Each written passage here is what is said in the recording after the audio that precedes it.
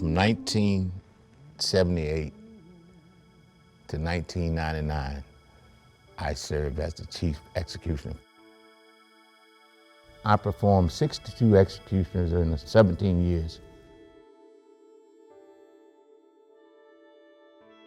People that recommend the death penalty, the jury, the judge, if they had to perform the execution, I think that they would enlighten a different story on giving the death penalty to anyone.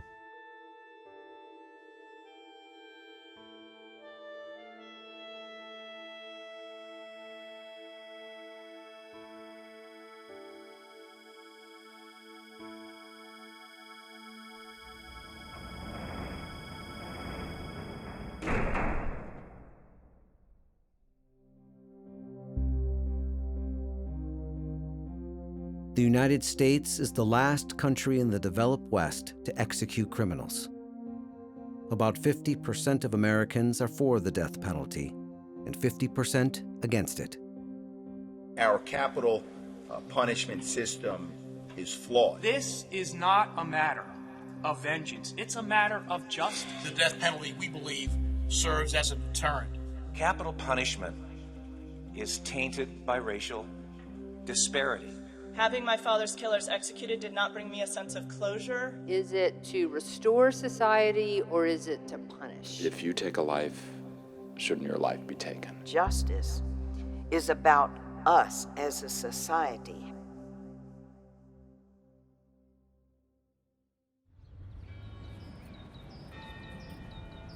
(1982) was my first execution. I was a correctional officer. One of my main jobs were to saving lives. So when it came down to execution, I had to transform myself into a person that would take a life. Jerry Givens was appointed executioner in 1977 when the United States reinstated the death penalty.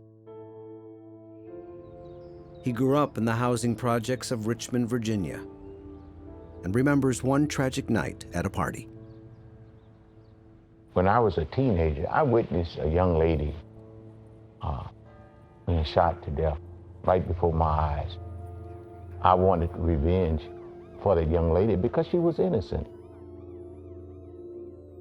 I was totally for the death penalty. My thing is that if a person takes the life of another person, then that person's life should be taken, and that's what I believe. Jerry received training to operate the electric chair and later to administer lethal injections. He became chief executioner in 1982. I would say my team members take pride in their work, their preparations, getting this person ready for his next step in life. Prepare him to see his kids for the last time, a last kiss of his mother or sister, or even his wife or daughter. We all are humans, and this is one human that had made a mistake, and we had to carry out the orders.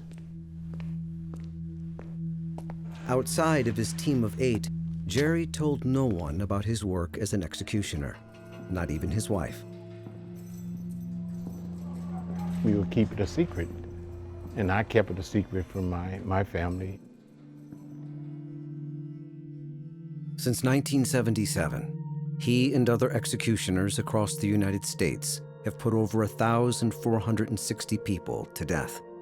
It's a punishment that's supposed to be reserved for the worst of the worst.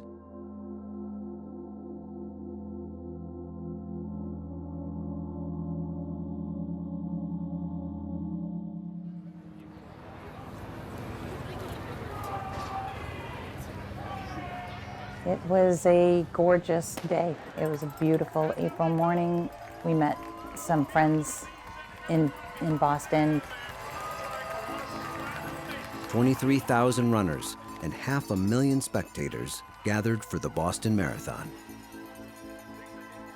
Karen Broussard, her husband and daughter were cheering a friend over the finish line.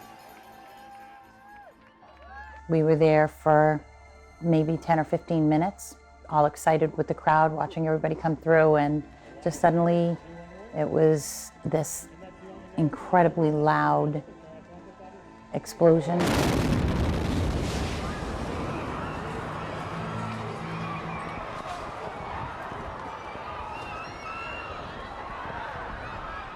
There were 7 of us there. 6 of us were injured. One of our dear friends lost both of her legs that day. I knew that my husband was pretty badly injured. My daughter had shrapnel from her hips to her feet, and I had shrapnel in both of my legs. The 2 blasts injured over 260 people and killed 3, including Crystal Campbell, Lindsay Liu, and 8-year-old Martin Richard. Police pursued 2 brothers in a dramatic manhunt.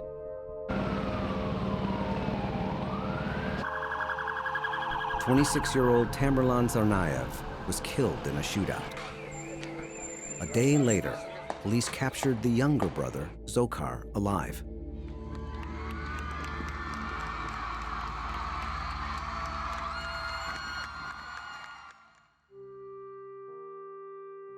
Over the next few months, Karen, Ron, and their daughter, like many of the bombing victims, had to undergo multiple surgeries. I'm going to try to not let this change who I am. I'm not going to let this prevent me from living the life that I want to live. I'm not going to be afraid.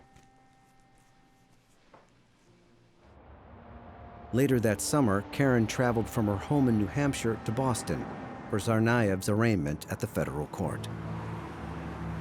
We were all seated together, and he walked out. He didn't look at any of us, but his hand was obviously injured. And my immediate response was, I hope that hurts.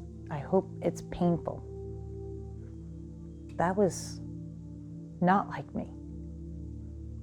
And the recognition of that about me was scary, because it isn't who I am. Tsarnaev pled not guilty to all 30 counts, 17 punishable by death. The federal prosecutor asked victims if the U.S. should seek the death penalty.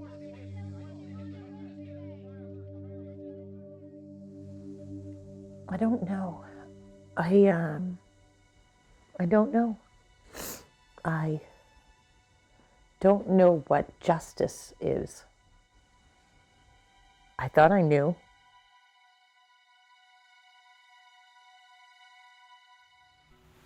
Terrorist acts are rare. Much more common are the murders and other violent acts that happen every day across the United States.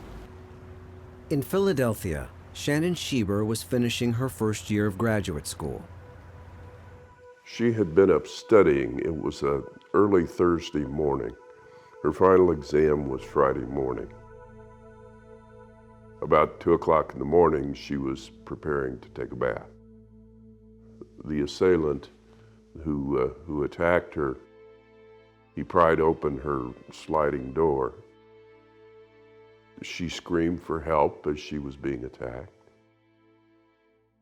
The next door neighbor heard that. He called 911. Hello, my next door neighbor just heard a yelling for help. What's the address? He told them that he heard his neighbor, Shan, scream for help, and he heard like a choking sound. The police arrived within 20 minutes. They knocked on the door, but no one answered.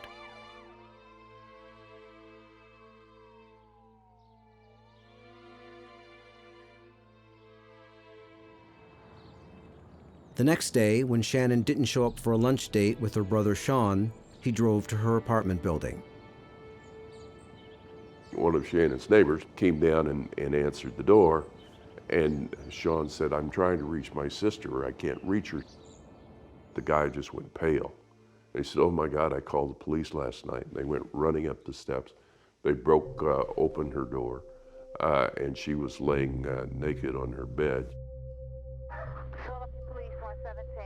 Hello, there's a dead person in the apartment. Hold on, I'm gonna connect you with the rescue. I called last night about something. Hold on, I'm gonna connect you with the rescue.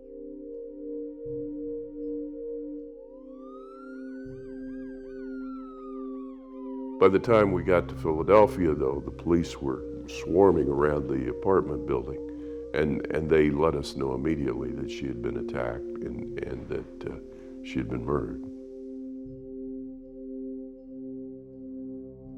We were beginning to face the fact that part of us had died.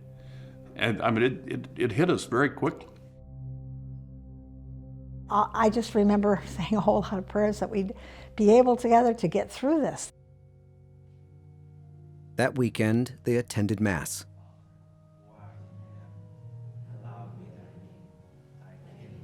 When we got to the Lord's Prayer, saying the Lord's Prayer out loud was a real confrontation for me. Forgive us our trespasses as we forgive those who trespass against us. I had to abandon something I had been saying, often probably thoughtlessly, thousands of times over my life. And if anyone would have asked us, well, what would you want to do if you ever found who did this? I'd be so angry. I'd want him dead too, maybe. I don't know. I've never had this happen. It was just so painful. 8 days later, the Sheebers buried their 23-year-old daughter.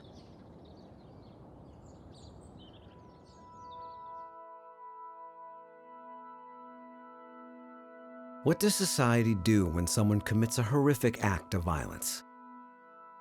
For centuries, seeking justice was a community affair.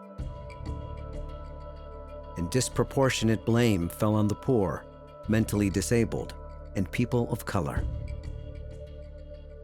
In the 1800s, some capital offenses were targeted specifically at slaves, establishing a racial bias that continues today. Executions reached a historic peak in the 1930s, averaging 167 per year. But then, in 1936, a gruesome execution caught the attention of the media. On August 14th, in Owensboro, Kentucky, Rainey Bethia was publicly hanged by a white sheriff. Many thought Bethia was innocent. One New York Times reporter wrote, 10,000 white persons, some jeering and others festive, saw a prayerful black man put to death today on Daviess County's Pitton Gallows. The outcry over Rainey Bethia's hanging did not put an end to capital punishment. Instead, it drove executions behind prison walls, out of public view. State officials built death houses and institutionalized the practice. It's a death by formula. It's a scripted death. In the beginning, it was hanging. It was not only hanging, but it was public. And so you see the crowds coming and bringing a picnic lunch and celebrating. Then we moved from hanging to the electric chair. And then we began to have the horror stories that happened out of the electric chair. And then there's been the move to lethal injection. And lethal injection is like we're going medicinal, so that we'll just be putting them to sleep. But not everyone agrees. The idea that they should go out in an opiate haze, that it should be a pleasant death, is absolutely perverse. The debate about the death penalty has become increasingly polarized and politicized. We want a system that's fair. We want a system that respects the dignity of human beings. The idea that we were executing innocent people was terrifying, and there was just no way that we hadn't and that we weren't. Some people kill with an attitude so callous, heinous, sadistic, that they have forfeited their right to live. I believe in a deterrent of one, and that is when we execute this person, we know he will never kill again. Why is it that the death penalty really comes down to, in many cases, just where you live, who your DA is? We can all recognize injustice when we see it. It's people not being treated fairly. It's people not getting a fair shot. You can be critical of the death penalty. You can be critical of the idea that the government has the right to kill, and also hold compassion and concern for victims. Maybe in some books of justice, the person for this act deserves to die, but do we, as a society, deserve to kill them? Today, capital punishment largely falls to the state in which the crime was committed, and laws and methods vary widely. Most states use lethal injection, but some still use gas chambers, the electric chair, hanging, and firing squads.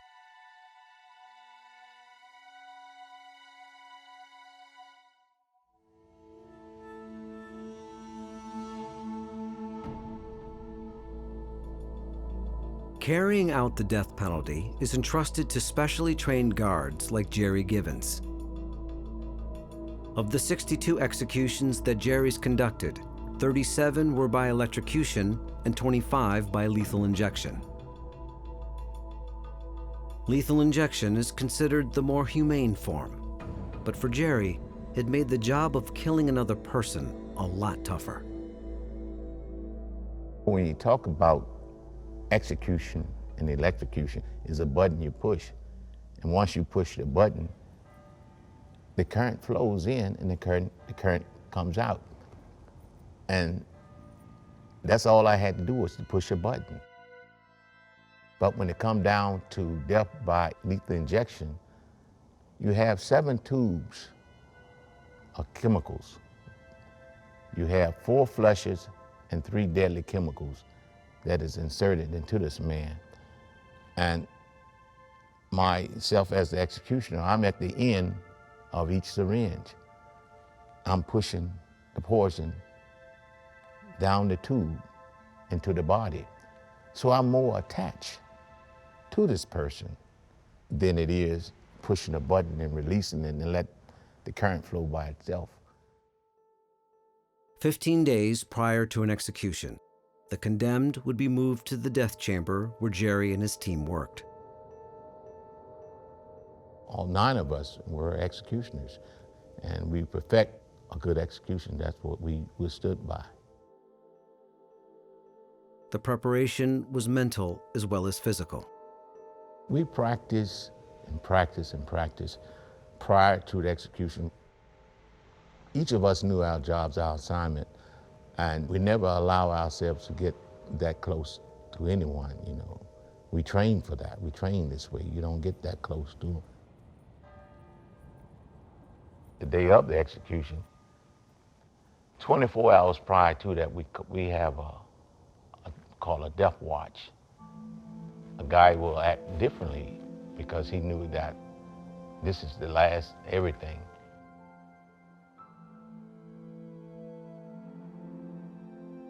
This is the cell where the condemned stays. This is where the warden read his death warrant. His clergy person sit with him. During this course of the day, the condemned is given a shower, his last meal, his last visitations.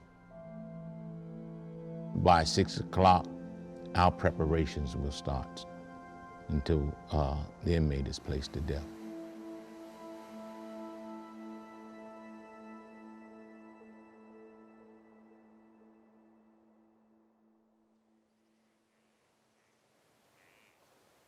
At home in New Hampshire, Karen and her family were slowly recovering from their injuries.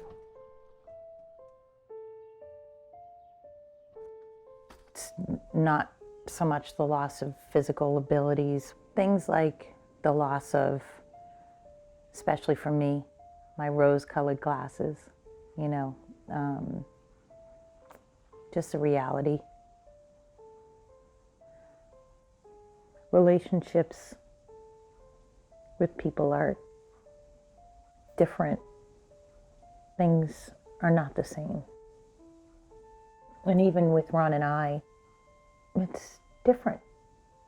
He's working through things and I'm working through things, and It had been 6 months since the bombing, and Karen had not yet seen her good friend Celeste, who was with them at the finish line and lost both her legs. in the beginning, initially, I couldn't bring myself to be with Sel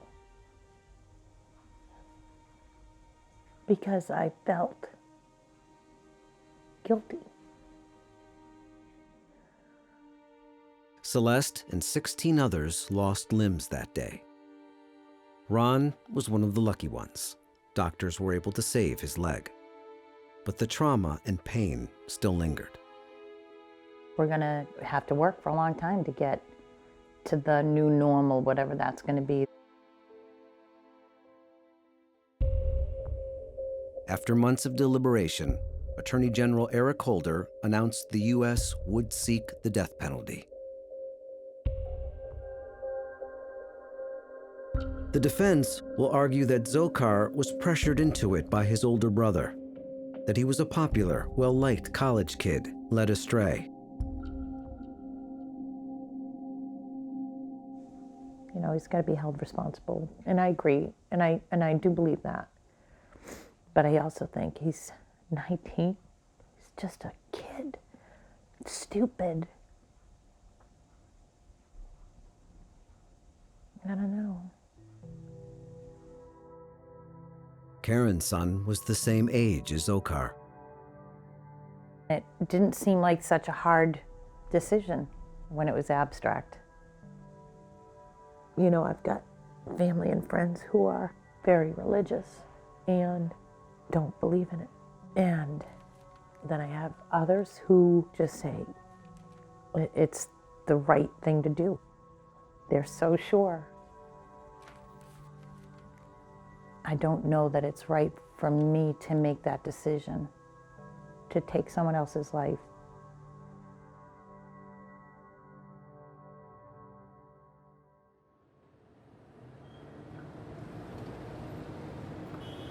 In Philadelphia, Shannon's killer was still on the loose.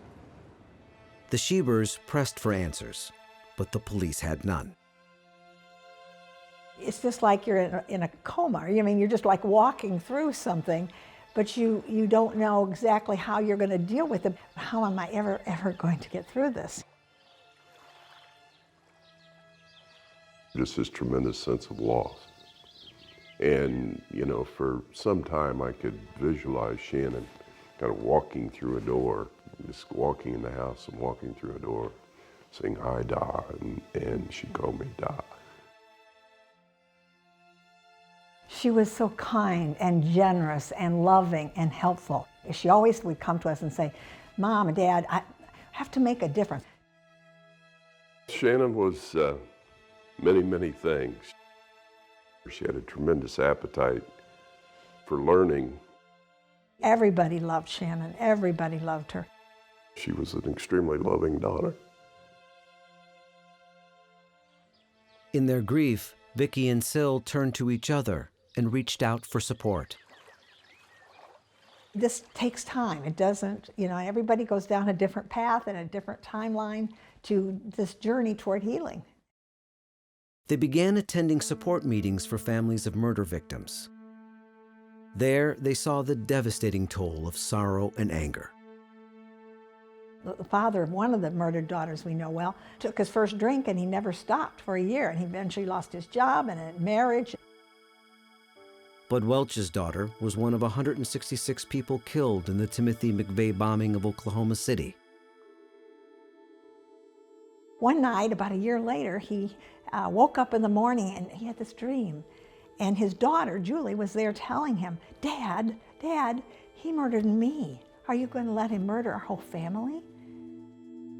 The Sheebers also saw the high price people paid for putting their lives on hold as they waited for an execution. we started finding out what murder victims' families go through. If you decide to say, look, I want that man executed, it would take 15, 20 years, as much longer, for it actually to happen. And we just saw the effects that this had on these family members. We saw it destroying their lives.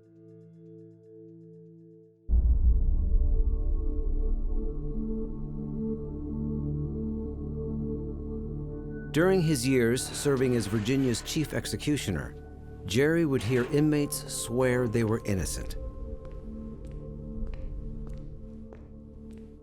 When you hear a person going to his deathbed sticking out that he was innocent to the last syringe going to his body, he's sticking out that he was innocent on his last words, his last breath. It gave me something to think about as the executioner, and it placed some doubt there. There was one young man in particular, Earl Washington Jr. He was trying to tell society back then that he was innocent, but yet no one really paid no attention to him. In 1983, Earl was arrested in Culpeper, Virginia, and brought in for questioning. He thought it was for a burglary he had committed.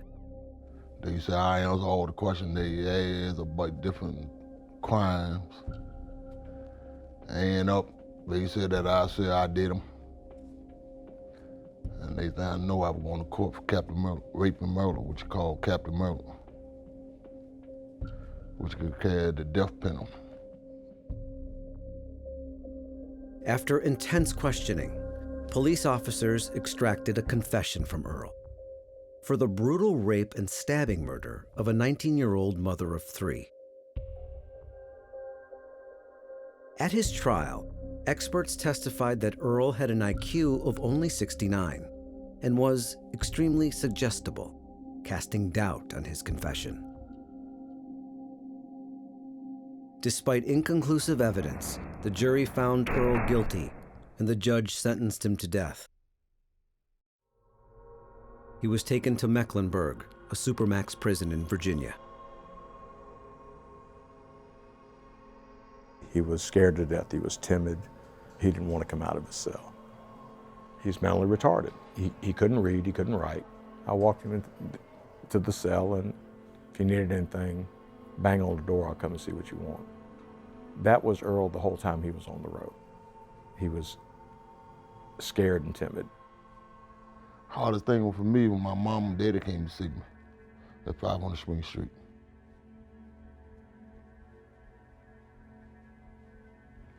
And most people said they hate to see their mama cry, which I did.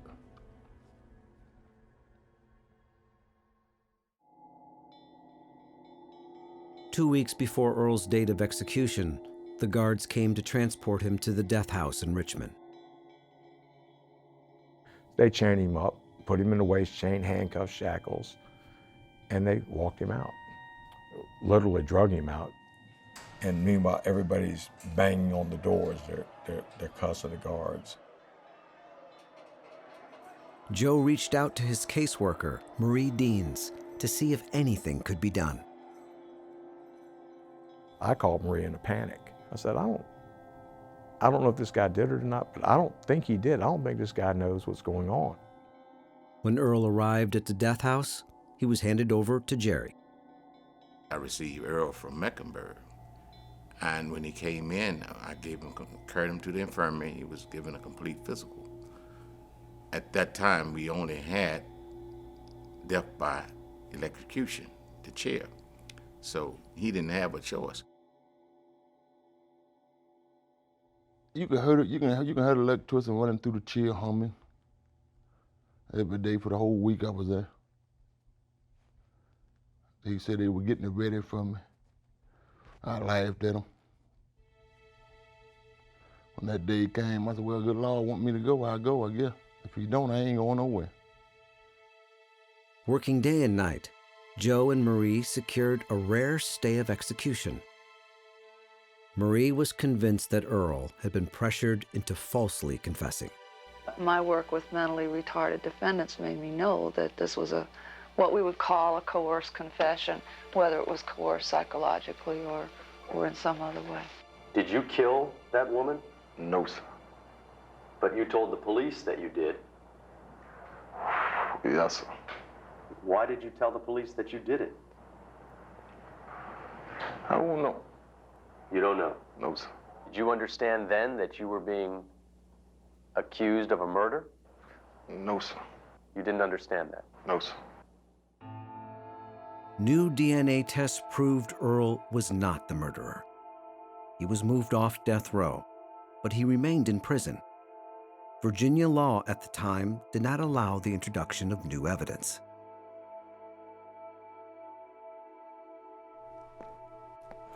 Jerry heard little about what happened to Earl. His focus was on preparing for the next execution.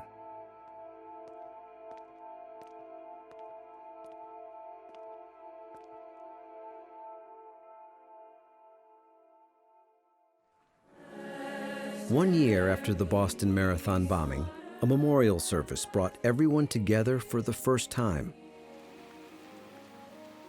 When we walked down the road to the sites, Ron and I and Christara stopped at each site and said a prayer.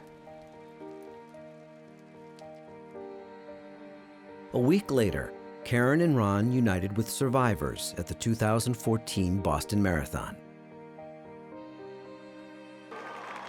They cheered their friend Celeste in a symbolic run across the finish line.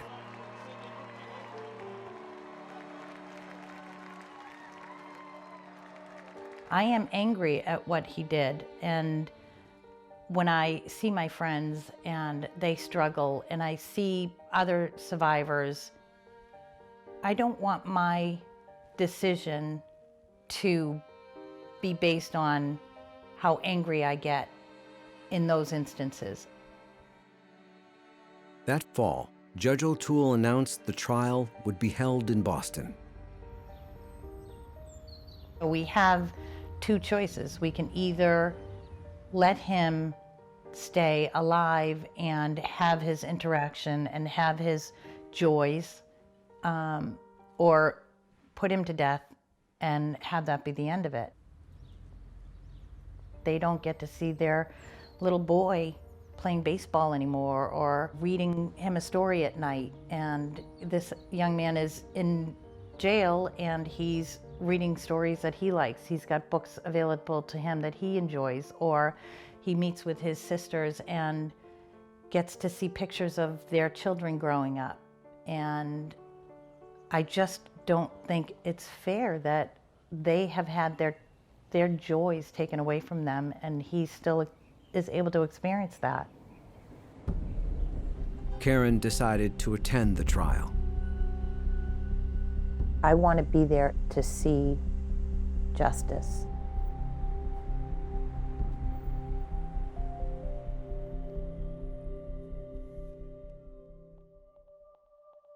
In Philadelphia, nearly 4 years after Vicki and Syl's daughter Shannon was murdered, the police got a lead.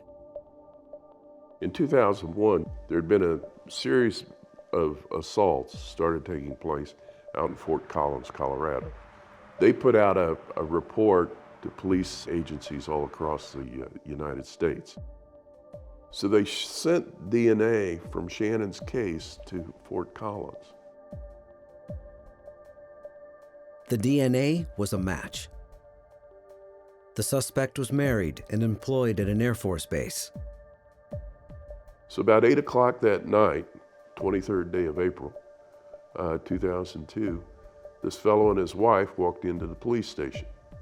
And by midnight that night, they had a full confession for the dozen different cases. The man they arrested was 29-year-old Troy Graves, Philadelphia's elusive Center City rapist. Graves was accused of multiple counts of sexual assault and 1 count of murder in the death of Shannon Sheeber. The prosecutor was District Attorney Lynn Abraham. The prosecutor in the city of Philadelphia, who is known as a pretty deadly DA, in other words, she put more people on death row than any other prosecutor in Pennsylvania, and probably any large number around the country. Troy Graves was found guilty, and the district attorney wanted the death penalty. But the Sheebers did not. It meant they would have to fight for the life of their daughter's killer. We had said to each other and consulted with our very large families that what would we do if they ever caught him? Well, we would stick to our principles. You know, if someone was going to want him put to death, we were going to argue for life without the possibility of parole. The district attorney voiced her disagreement in outrage. The district attorney there became very, very upset, and she became very public with her opinion. And she said, I don't care what the Sheebers said. The death penalty was the appropriate sentence for their daughter's murder. Why would they not want it? For Vicki and Syl, the answer was clear. We just can't let this anger, this natural human anger and pain overwhelm us and make us so vengeful and hateful, because it would just, over time, destroy us. And we knew that. Vicki and Syl received piles of hate mail, accusing them of not loving their daughter. You know, if you can't stand by your principles when it's difficult, they're not your principles.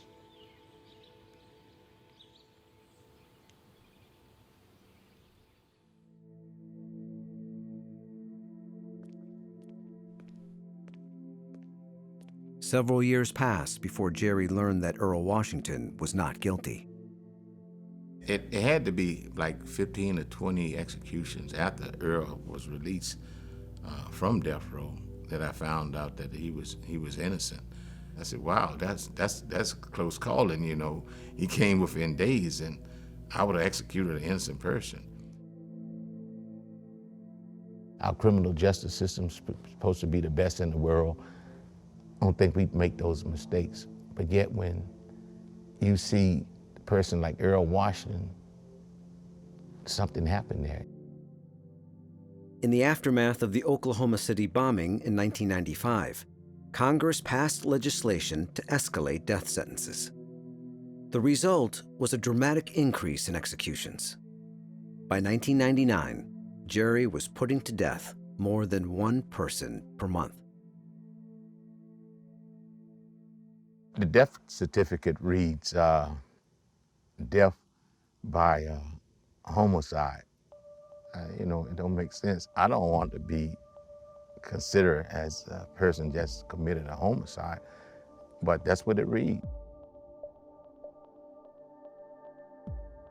After 62 executions, the only killer that I could see was myself, and I refused to look into the mirror. He nearly took the life of Earl Washington and couldn't help but wonder if there were others. Research now shows that for every 9 executions, there is one inmate found innocent and exonerated. 1 out of 10 who might have been mistakenly put to death.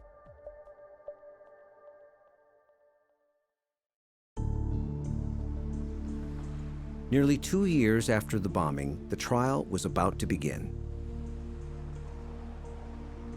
Karen left her home in New Hampshire early to arrive for the opening statements. It was the first time she had seen Tsarnaev since the arraignment. Inside the courtroom, Karen and the other survivors were seated just 20 feet away. He refused to look at them.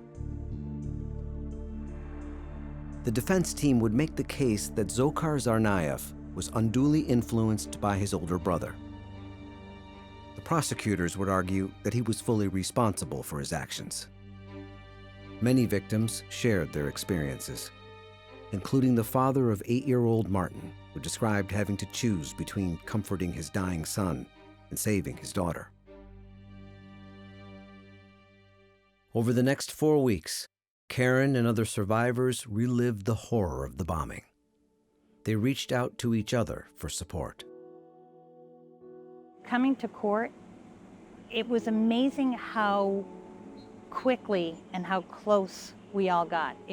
We're like a family. But her husband, Ron, stayed away.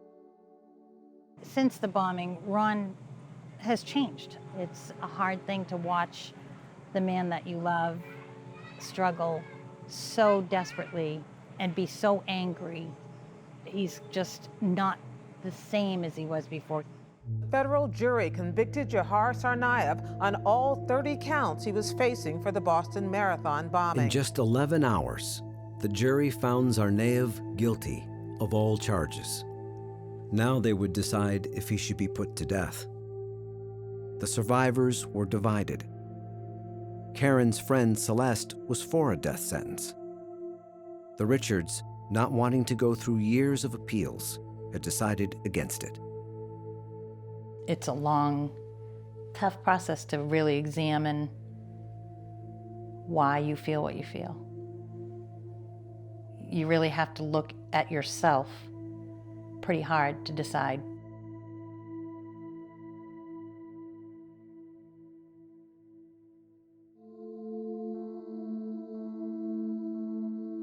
As soon as Vicky and Syl learned the identity of the man who raped and murdered their daughter, Vicky wanted to know more.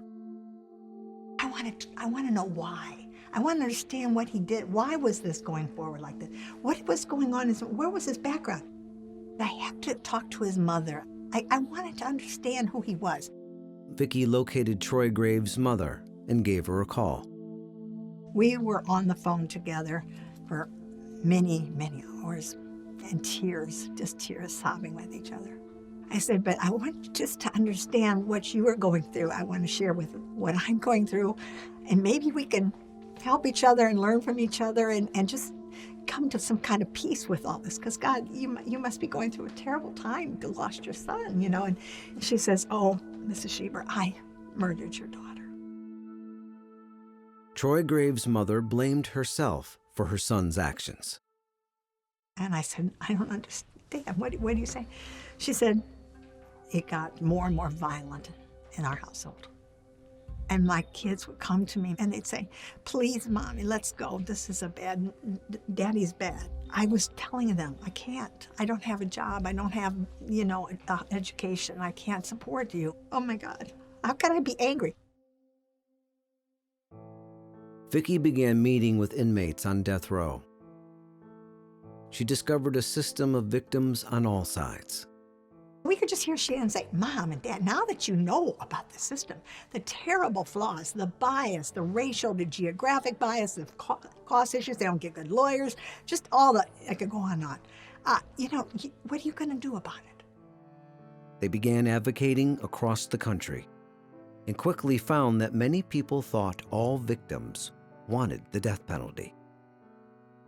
They say that the reason we have to keep the death penalty here is because that's what murder victims' families want. That's going to give them peace. That's going to give them justice. And we come in and say, not quite. We've been through this. This isn't the way. If you lose a child, part of you dies. Hold your heart. And so you have to kind of learn to live with this hole in your heart. Either we can continue to dwell on it and kind of well up the misery and sustain that misery that we incurred because of what was going on, or we can try and force things to change to the extent we can. They countered their grief by sharing their story and providing testimony that would influence death penalty legislation. Losing a loved one to murder is a tragedy of unimaginable proportions. This all happened 15 Her testimony helped Maryland become the 18th state to repeal capital punishment. I've told my daughter's story now in 22 different states, and I have seen the tremendous effect of this whole system on murder victims' family members. In an ongoing tribute to the memory of their daughter, Vicky and Syl continue their efforts to end the death penalty.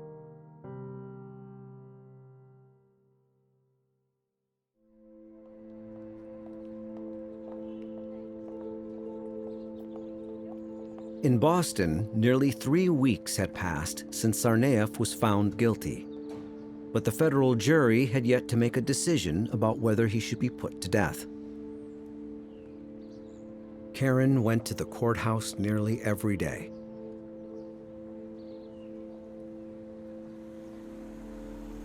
Over the course of the trial, she had become one of the main spokespersons and media contacts for the survivors.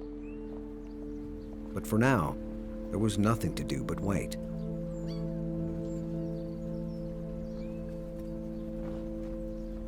Suddenly, a text from a clerk inside alerted her that the jury was close to a decision.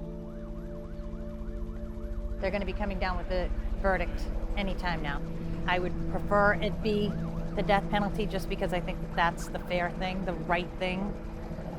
As awful as that is, I think it's the just thing.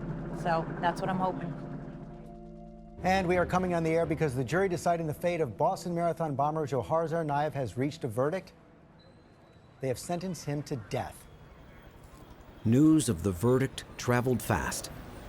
I know that there's still a long road ahead, but right now it feels like we can take a breath and kind of actually breathe again.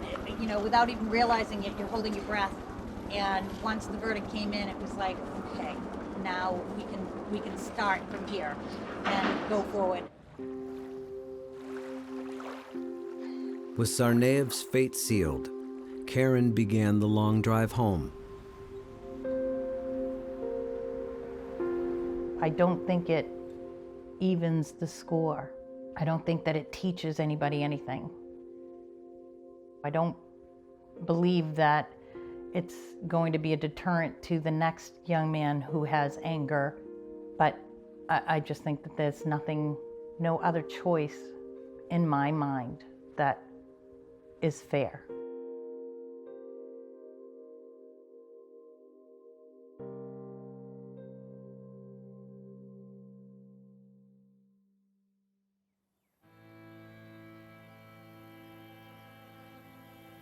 After 17 years and 62 executions, Jerry's time as executioner came to an abrupt end.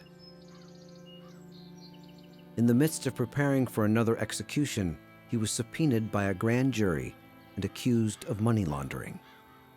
Jerry claimed he was innocent, but the court found him guilty.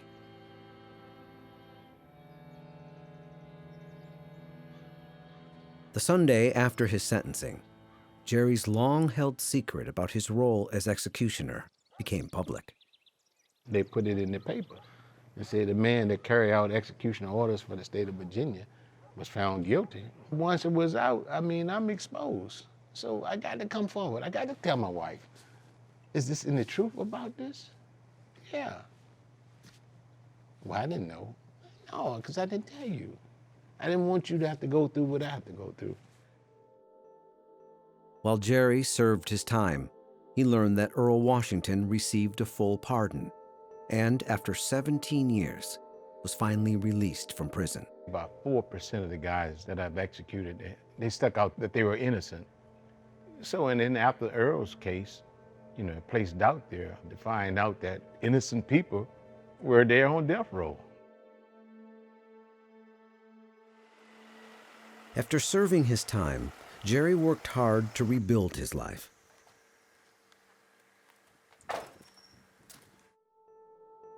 He began speaking out against the death penalty, one of the few executioners to do so. We need to do that. We need to change. And I didn't enjoy killing people, so what can we do to prevent these things from happening? Jerry thought often about Earl Washington. If I ever get to see him, I would say, I'm sorry. I'm glad that things didn't go the way they was planned to go. And I'm glad to see you on this side, because I can't apologize to you after I take your life, you know. After I hit that button, that's it. I'm glad I didn't get the chance to hit that. So I apologize to you for even thinking the way I thought you was guilty.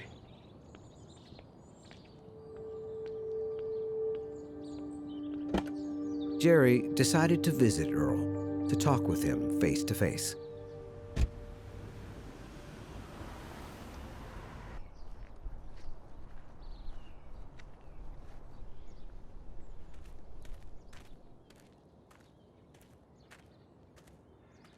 Though it had been many years, Jerry and Earl swapped stories and quickly rediscovered a shared past. I ain't him one day. I was at Mockingbird then. That was in '85. Okay. I went to Richmond 500 Swing Street then. Okay. That's where they had the electric chair at there. Yeah. You know, I wonder what went through your mind, Yeah, knowing that you was innocent. I told my mama I hated the whole world. Yeah. She said, boy, I didn't raise you up like that. I raised you up in the church. I said, I realized that. It's a good thing that I didn't kill him, because I don't think I could wear that. He didn't do anything wrong, so it's something that I would have had to face. But to see him crossing that bridge and to meet him and hug him is a good feeling. And if you don't know because you weren't in my shoes.